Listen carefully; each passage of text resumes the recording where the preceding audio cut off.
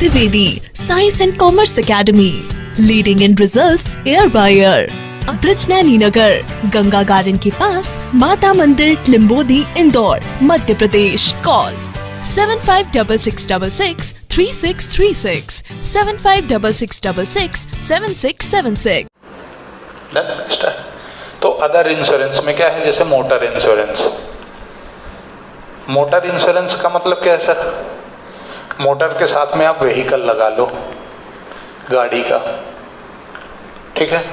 गाड़ियों को होता है ना, बाइक का, कार का, ट्रक का, ट्रैक्टर का, बस का, ठीक है। ये पहला। दूसरा, बर्जलरी इंश्योरेंस। ये क्या होता है, ये पढ़ के समझाता हूँ बेटा। Burglary insurance, this type of policy protect the insured from loss caused to him on account of burglary, house breaking of और थेफ्ट। चोरी वाला ये, चोरी हो गई है ना, भूकंप आने से आपका मकान ढह गया। यानी कि सर अभी तक जो हमने नहीं पढ़ा वो हमने क्या क्या पढ़ा? लाइफ इंश्योरेंस, फायर इंश्योरेंस, है ना, मरीन इंश्योरेंस, हेल्थ इंश्योरेंस। हमने ये नहीं पढ़ा कि चोरी हो गई तो उससे क्या, तो ये वाला इंश्योरेंस। ये वाला सर ये तो गाड़ियों का है, 2 व्हीलर 4 व्हीलर, है ना, 5 व्हीलर, 10 चक्का, ट्रेन, ट्रक, बस, इनका जब होता है तो। बर्जलरी चोरी चकारी का है, भूकंप आ गया। कैटल इंश्योरेंस, थर्ड है कैटल इंश्योरेंस। कैटल इंश्योरेंस क्या होता है? Sum of money is secured to the assured in the event of death of animal like bulls, buffaloes, cows, etc. यानी कि आपकी दूध डेयरी है, दूध की डेयरी है, दूध डेयरी है ना, वहाँ पर अब आपने क्या है, गाय भैंस है, दूध निकालते बेचते हुए आपका बिजनेस है, तो वो जो है वो क्या है, लाइव स्टॉक कहलाता है। जो जानवर होते हैं वो क्या कहलाते हैं, लाइव स्टॉक। उनका इंश्योरेंस आपने ले लिया तो वो क्या कहलाता है, कैटल इंश्योरेंस, ठीक है। मान लो आपके पास 10 भैंस हैं, भैंस बफेलो, उनमें से एक निपट गई तो आपने इंश्योरेंस लिया था कि एक निपटेगी तो 1 लाख रुपए मेरे। अब मान लो एक बफेलो का ढिंचा पूजा हो गया तो आपको इंश्योरेंस कंपनी फिर 1 लाख रुपए दे देगी, यानी निपट सुलझ गई, उसका टिकट कट गया तो, ठीक है। आगे बढ़ते हैं। Just all the activities are done for fun. Crop insurance, चौथा क्या है, क्रॉप इंश्योरेंस, फसल बीमा। अभी तो बहुत ज़्यादा आ रहा है ना, खेती करते हो और आपका फसल का फसाना हो गया तो अफसाना हो जाएगा आपके जीवन में। इस अफसाने को रोकने के लिए आपको इंश्योरेंस लेना है कि भाई बारिश नहीं हुई, मेरी फसल सूख गई, ज़्यादा बारिश हो गई, मेरी फसल डूब गई, ठंड में ओले पड़ गए, ओले में ठंड पड़ गई, लाइक दैट। आपको किसी भी तरह से आपका यदि क्रॉप फसल का नुकसान होता है तो उसका इंश्योरेंस यहाँ से मिल जाएगा, ठीक है, यदि आप प्रीमियम पे करेंगे तो। फिर आया स्पोर्ट्स इंश्योरेंस। अभी सर ये क्या है स्पोर्ट्स इंश्योरेंस? स्पोर्ट्स इंश्योरेंस का मतलब है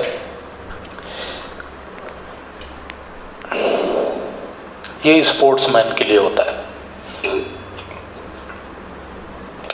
मान लो कोई बंदा पर्सनल इफेक्ट आ गया, जैसे मान लो कोई कबड्डी खिलाड़ी है, cricketer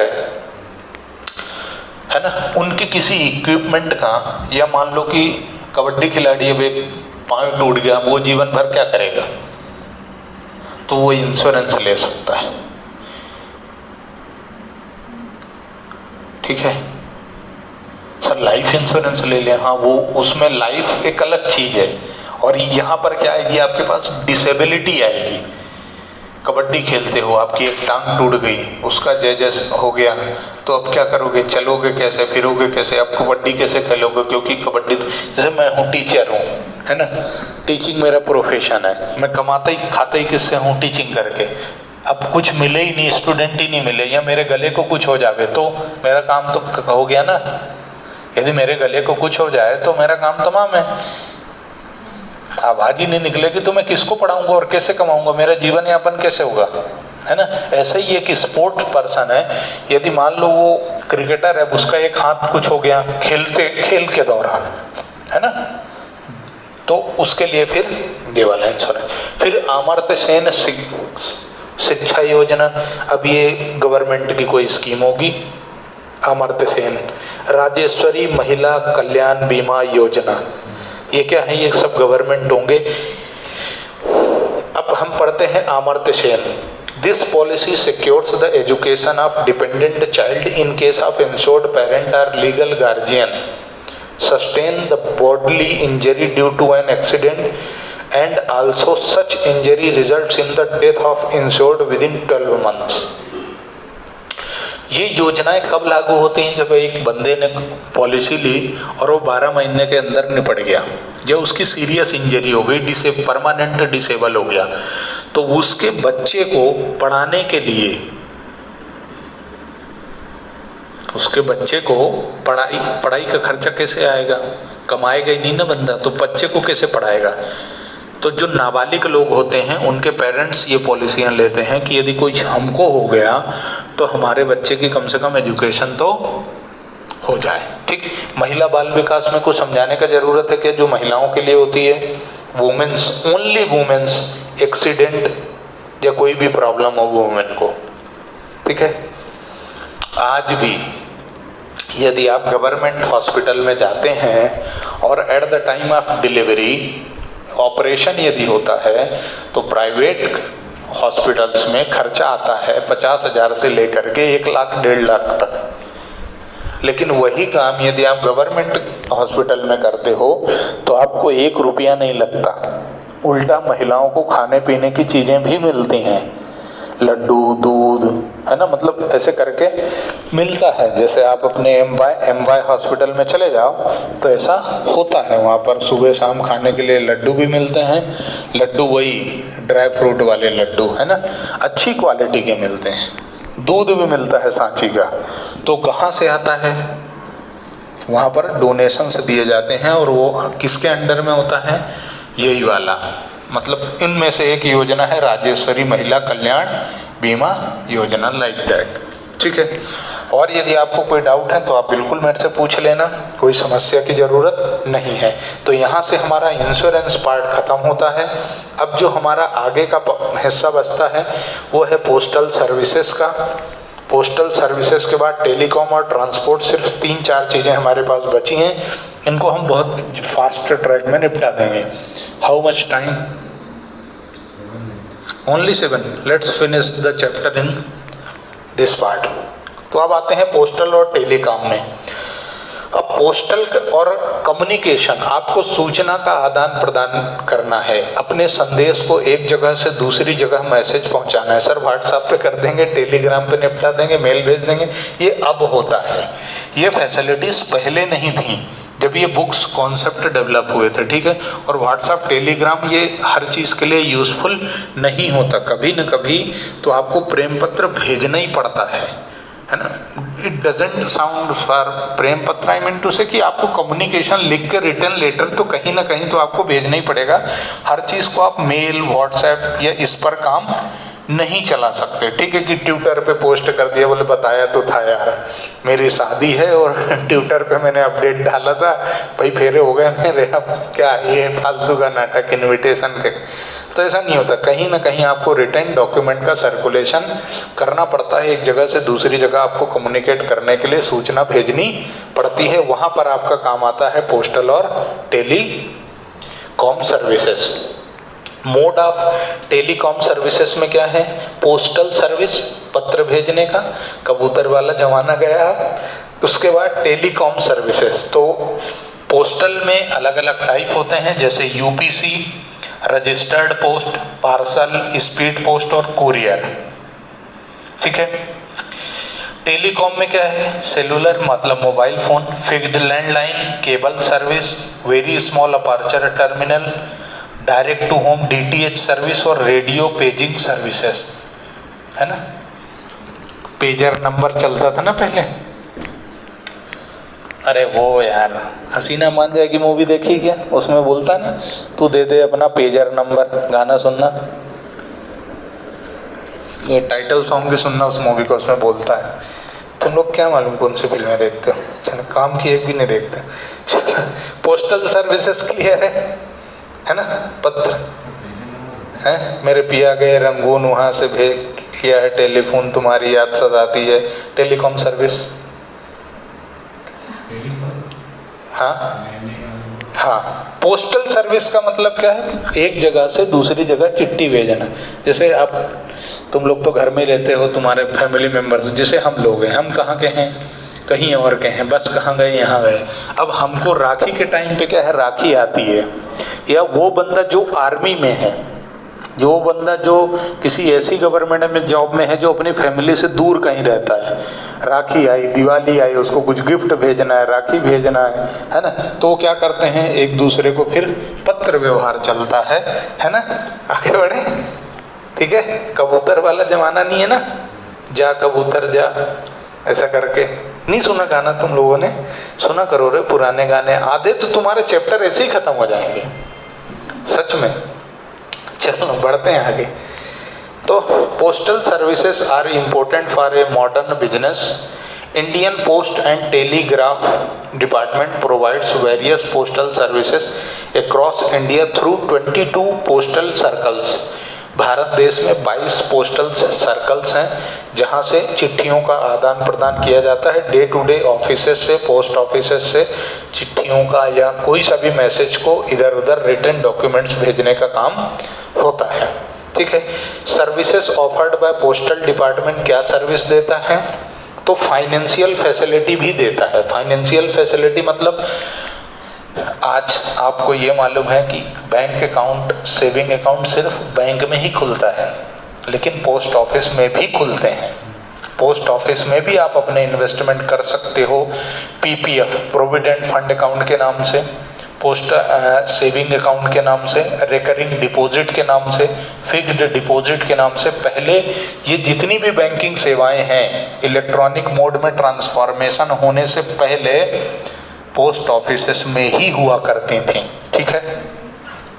UPC stand for under postal certificate of India, Indian post. It is issued by the post office as an evidence of posting the letter. देखो क्या होता है कि आपने किसी को चिट्ठी भेजी, प्रेम पत्र टिकाया, पोस्ट ऑफिस में गए और बोले यार एक काम करना कि मैं महबूब नगर मेरे को चिट्ठी भेजनी है, ठीक है। नगर मेरे को क्या भेजना है, ये ऐसा शहर है ना, महबूब का मतलब वो नहीं है, नगर है इंडिया में, तुम सर्च कर लेना। अपने इंदौर से भेजना है, किसको भेजना है, बस नगर के आगे वाले को ही भेजना है, बराबर है। तो अब तुमको एक प्रूफ चाहिए कि डिलीवरी हुई या नहीं। ये चिट्ठी भाई अगले ने डिनाई कर दिया था कि मेरे को तो तुमने चिट्ठी लिखी नहीं यार, ऐसा हो सकता है ना। तो ये क्या करता है, जब यहां से स्पीड पोस्ट करेगा तो ये यूपीसी करेगा।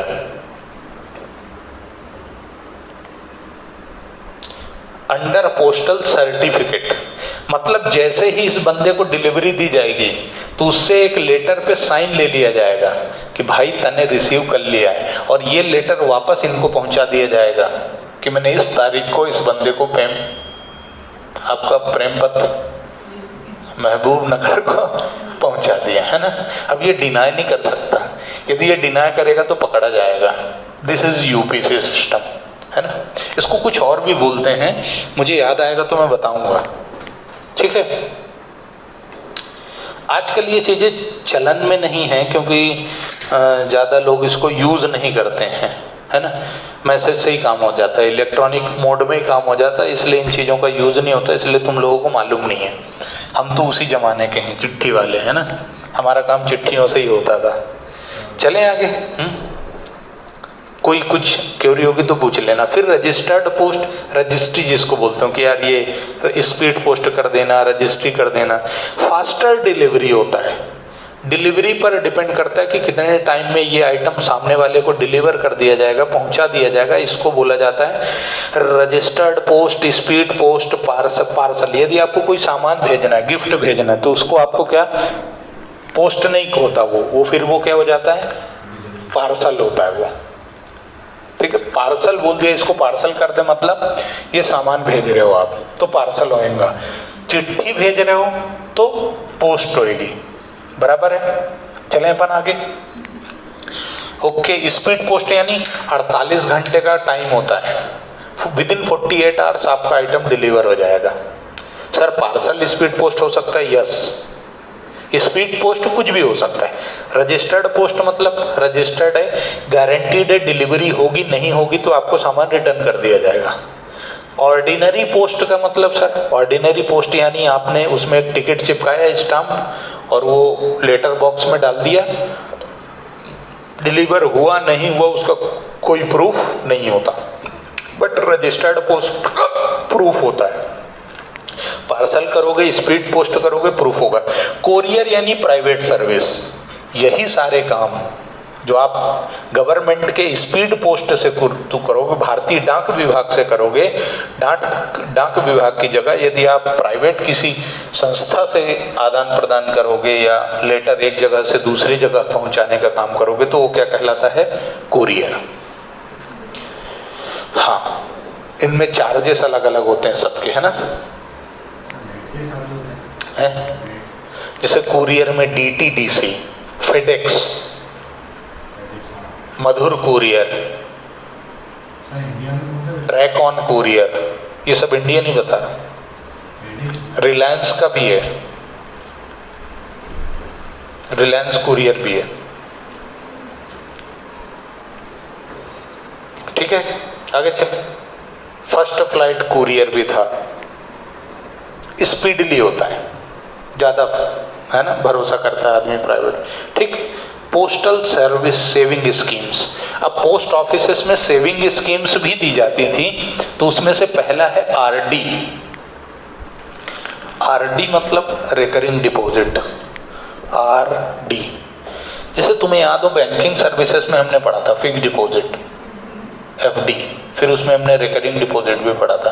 तो पोस्ट फाइनेंशियल सर्विसेज देते हैं पोस्ट ऑफिस भी, तो यहाँ पर भी क्या होती है? RD होती है, रिकरिंग डिपॉजिट अकाउंट खुलता है, RDA, ठीक है। यहाँ पे क्या होता है? आपको मंथली, वीकली, जैसा भी आपको जमा करना है, कुछ सम आप जमा करोगे, कुछ ड्यूरेशन फिक्स कर लोगे। जैसे आपने वादा किया कि सब हम 12 महीने तक आपको 100,000 रुपये हर महीने जमा करेंगे, ठीक है।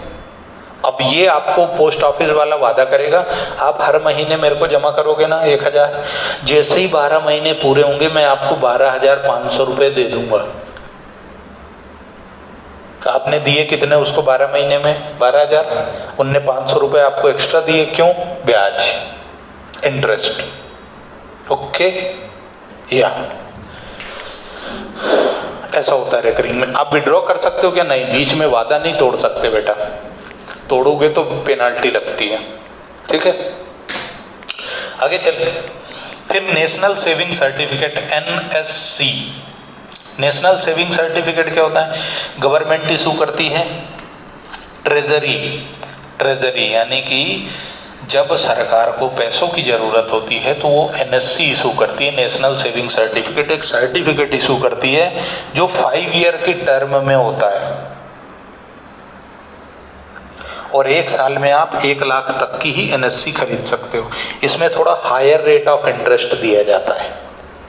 At present I think so, पहले तो बीच में 8.5-9% था, आजकल 7.90% से रेट ऑफ इंटरेस्ट दिया जाता है NSC में। यानी आपने, अच्छा ये मल्टीपल में होता है 1000 के, मतलब 500, 1000 ऐसे चलता है। मान लो आपने 1000 का क्या ले लिया? NSC, नेशनल सेविंग सर्टिफिकेट, ठीक है। तो अब आप इसको 5 साल तक भूल जाओ, 5वें साल के बाद ही मिलेगा।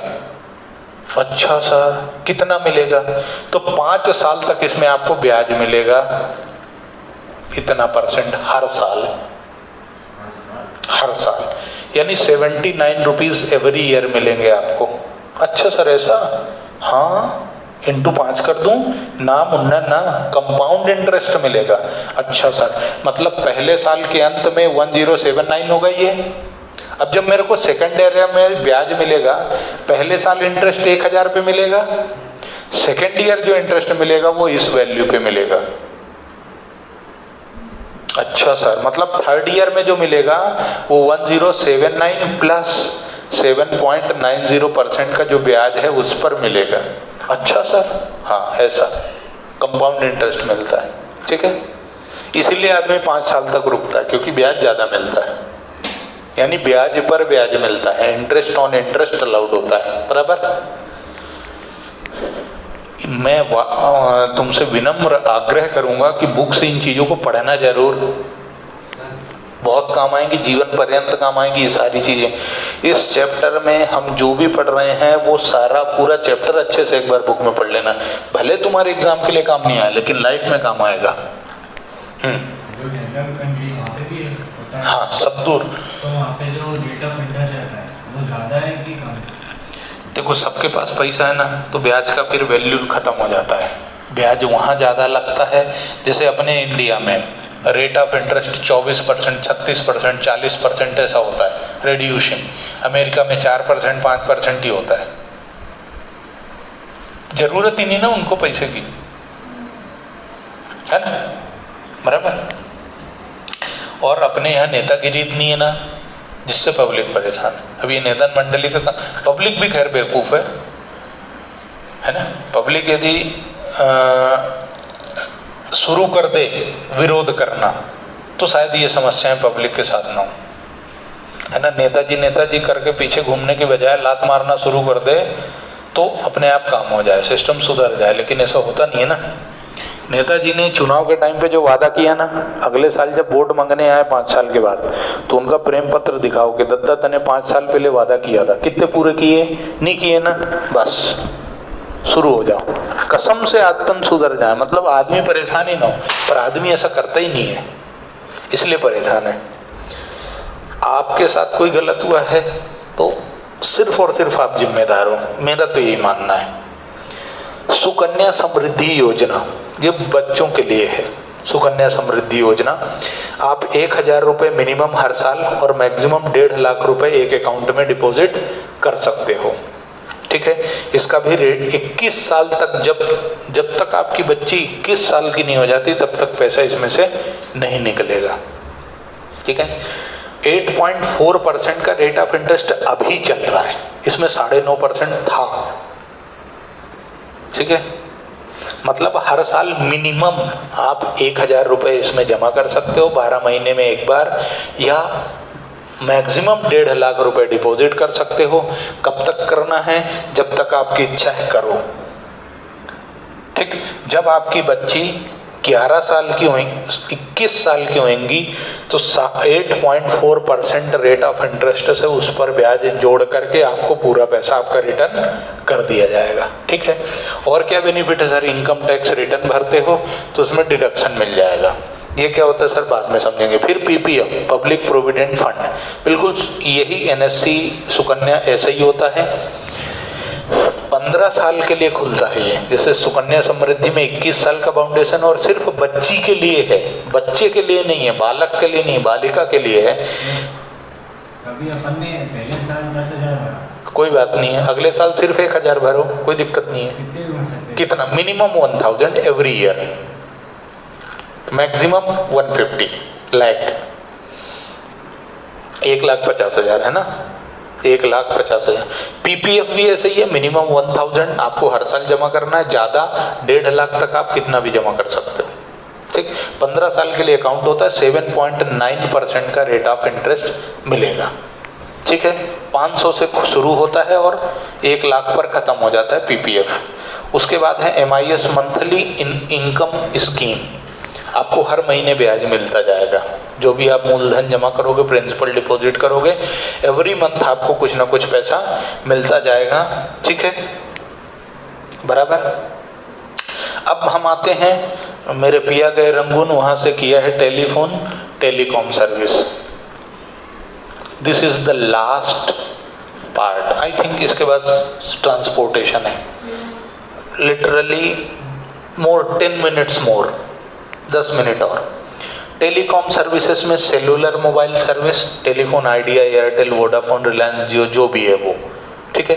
वोडाफोन अब VI हो गया है, वोडाफोन और आइडिया मिलके एक हो गए, है ना, मर्जर हो गया इनका, ब्याह हो गया आपस में। केबल सर्विस यानी तार वाली, है ना, वो समझते हो तुम लोग, लैंडलाइन, बहुत बढ़िया। Very small aperture terminal, vast service, satellite based यदि कम्युनिकेशन है, वॉकी टॉकी। उसके बाद डायरेक्ट टू होम DTH, वो टाटा स्काई जिंगल वाला, इसको लगा डाला तो, है ना, छतरी वाला, है ना, बराबर है वो। फिर अपन आते हैं ट्रांसपोर्टेशन। ट्रांसपोर्टेशन का क्या है? ट्रांसपोर्टेशन समझते हो, बस, ट्रक, ट्रेन, जितनी भी चीज़ें हैं ये, है ना, भर भर के आप लोगों को सबको बधाइयाँ हों। आगे बढ़े, एक जगह से दूसरी जगह गुड्स भेजने के लिए। फिर आया वेयर हाउस। वेयर हाउस यानी जहाँ स्टोर करना है, गुड्स को स्टोर करना है, वो वेयर हाउस। वेयर हाउस एक ऐसी जगह है जहाँ पर हम गुड्स को स्टोर कर सकते हैं और वो खराब नहीं होता, है ना। कोल्ड स्टोरेज, वेयर हाउस, जो भी कहो। यदि हमें, मान लो कि हम फार्मर हैं, किसान हैं, और हमें कोई फसल उगी और उसको हमें आज नहीं बेचना, 10 महीने बाद बेचना है, 5 महीने बाद बेचना है, तो हम ले जा करके वेयर हाउस पे किराए पे रख देंगे।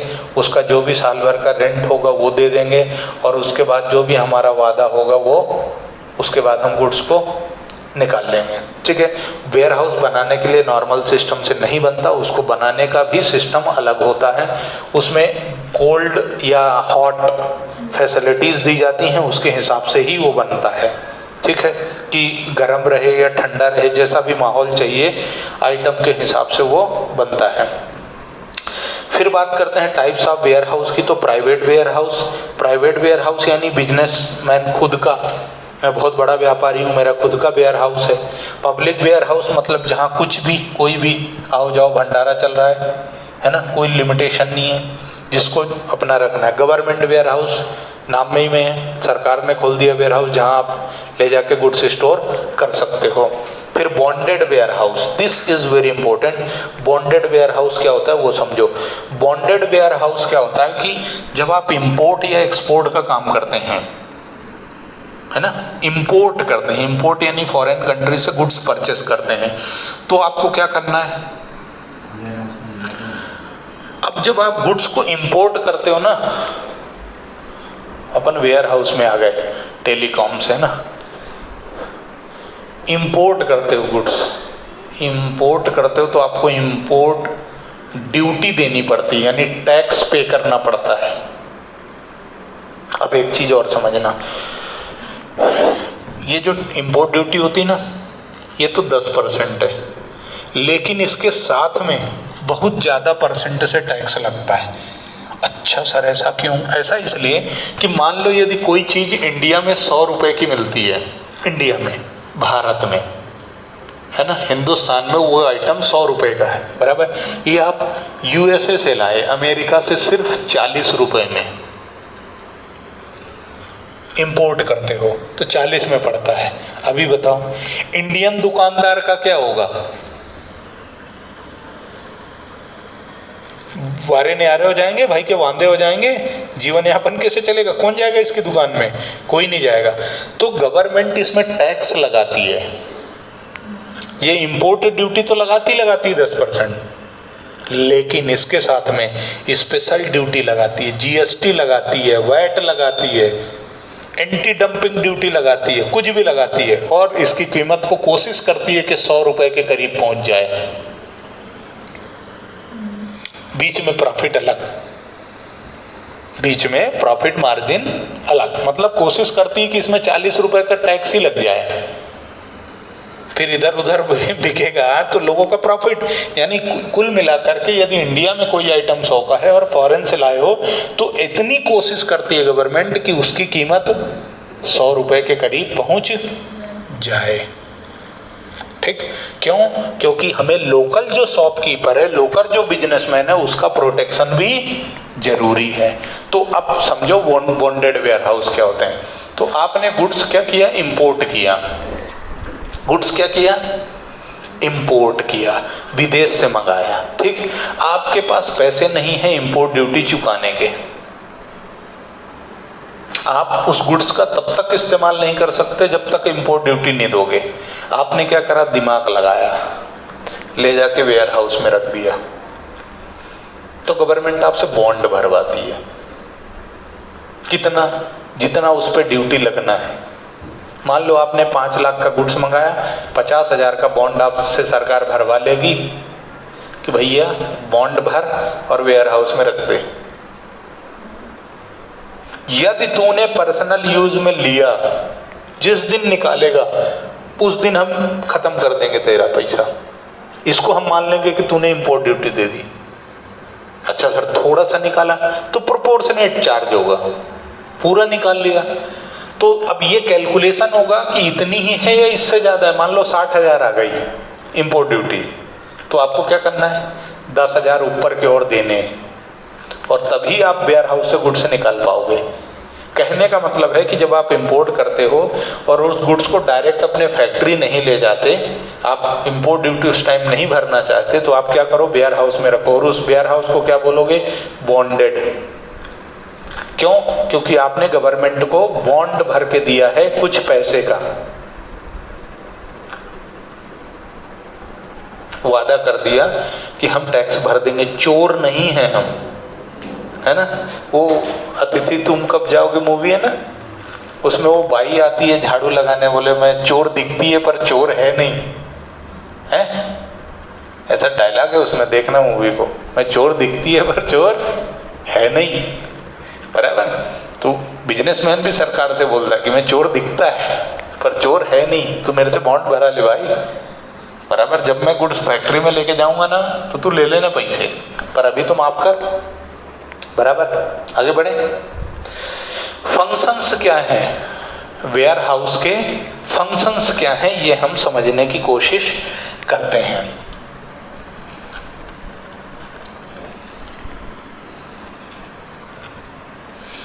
यानी कि जो बॉन्डेड वेयर हाउस होते हैं ना कहीं इन पर गवर्नमेंट का कंट्रोल होता है। उसके बाद जो 5वां है वो है cooperative warehouse. Cooperative warehouse में कंट्रोल गवर्नमेंट का होता है, कोऑपरेटिव सोसाइटियों जैसा होता है ये, ठीक है। फंक्शंस क्या है? तो कंसोलिडेशन। कंसोलिडेशन मतलब डिफरेंट प्रोडक्शन प्लांट से गुड्स को ले जाकर के आपने एक जगह रख दिया। क्या किया? कंसोलिडेट करने का मतलब होता है कि बहुत सारी जगह पर आपका गुड्स पड़ा है, उसको ले जाके आपने एक जगह रख लिया। इसका काम भी वेयर हाउस करते हैं, ठीक है। आप मान लो इंदौर में रहते हो, ठीक है, आपके खेत देपालपुर में है, थोड़े से उज्जैन में है, थोड़े से देवास में, 3 अलग अलग जगह हैं। आपने तीनों जगह खेती की, आखिरी में पूरा माल उठा के लाए और इंदौर के किसी एक जगह वेयर हाउस पे रख दिए। That is consolidation. अलग अलग जगह का माल उठा के लाके एक जगह स्टोर कर लिया, बराबर। Breaking the bulk. Breaking the bulk मतलब गुड्स बेंगलोर में प्रिपेयर हुआ, पूरा बेंगलोर में बिक जाएगा क्या? नहीं। अब आप क्या कर रहे हो? अलग अलग जहाँ भी आपके डिस्ट्रीब्यूशन सेंटर हैं, आपने वहाँ ले जाके उनके वेयर हाउस में रख दिए। ये क्या है? Breaking up. मतलब सर ब्याह होता है तो तलाक भी होता है। यस। कंसोलिडेशन क्या था?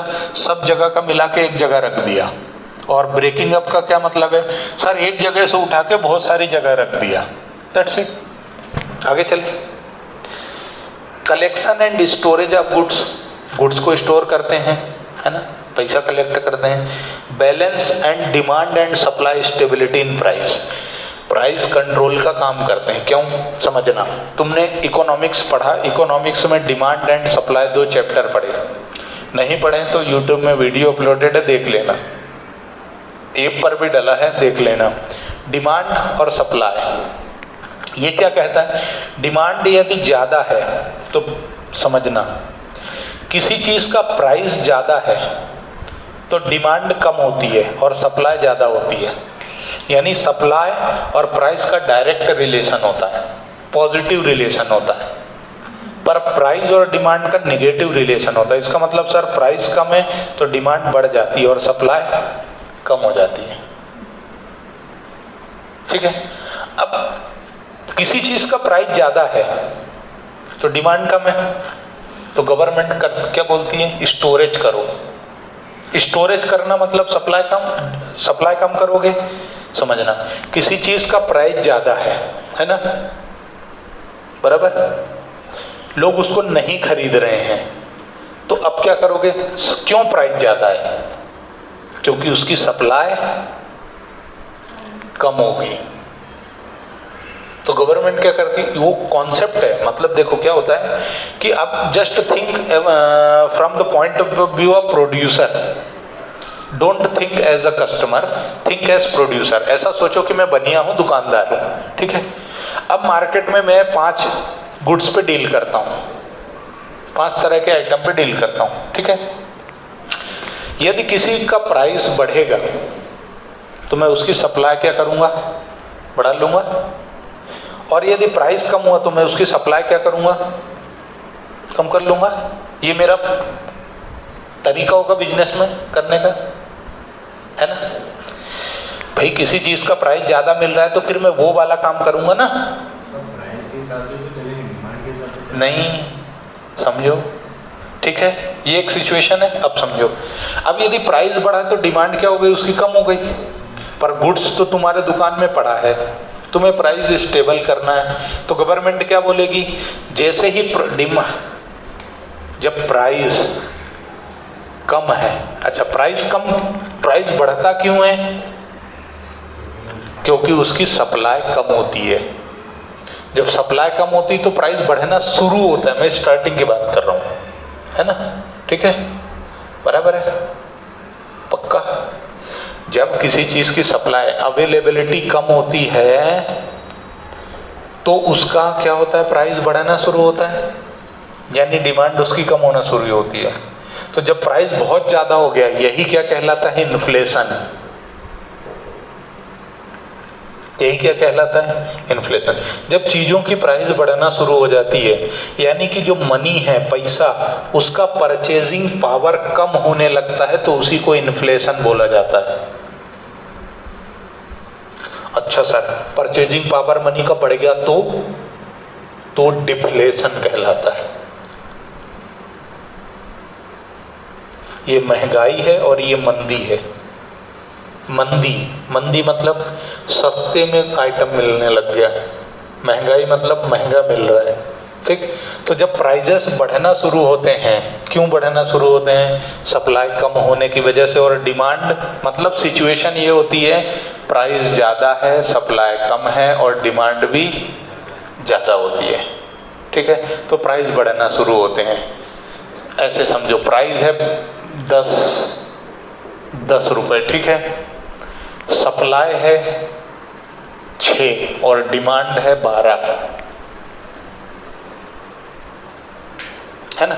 प्राइस ज्यादा है, सप्लाई कम है, डिमांड ज्यादा है, मतलब number 1 this is number 1, this is number 2 और दिस इज नंबर 3। ऐसी रैंकिंग है इनकी, ठीक है। बाकी सब भूल जाओ।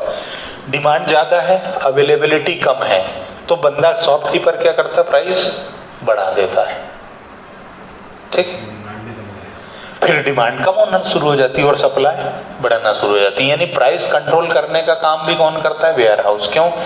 जब आप सप्लाई नहीं कर रहे हो तो गुड्स का कर क्या रहे हो? वेयर हाउस में रख रहे हो, यस, है ना। तो आप क्या कर रहे हो? सप्लाई कम कर रहे हो। इसका मतलब क्या है कि आप गुड्स को वेयर हाउस में स्टोर कर रहे हो, यानी प्राइस बढ़ना घटना संभालने का काम भी वेयर हाउस करता है। क्यों करता है? गुड्स को स्टोर करके, बराबर है। रॉ मटेरियल भी स्टोर करता है। देखो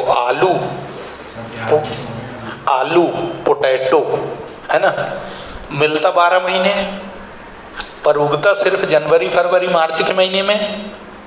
अब आलू और प्याज की बुवाई शुरू हुई है। आलू और प्याज अब खेतों में लगना शुरू हुआ है, पर मिलता पूरा 12 महीने। क्यों? वेयर हाउस में स्टोर रहता है। जैसे डिमांड बढ़ती है, आलू आ जाता उछल के। आलू का चालू बेटा कहाँ गए थे?